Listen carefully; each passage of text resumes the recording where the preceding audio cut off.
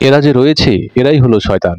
এরা নিজেদের বন্ধুদের ব্যাপারে ভীতি প্রদর্শন করে, সুতরাং তোমরা তাদের ভয় করো না। আর তোমরা যদি ঈমানদার হয়ে থাকো তবে আমাকে ভয় করো। আর যারা কুফরের দিকে ধাবিত হচ্ছে তারা যেন তোমাদিগকে চিন্তাম্বিত করে না তোলে। তারা আল্লাহ তাআলার কোনো কিছুই অনিষ্ট সাধন করতে পারবে না। আখিরাতে তাদেরকে কোনো কল্যাণ দান না করাই আল্লাহর ইচ্ছা।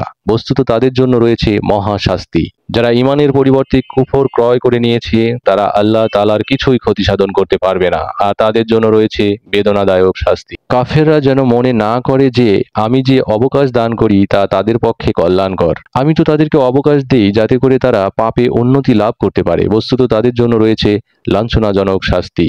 নাপাককে পাক থেকে পৃথক করে দেয়া পর্যন্ত আল্লাহ এমন নন যে ঈমানদারগণকে সেই অবস্থাতেই রাখবেন যাতে তোমরা রয়েছ।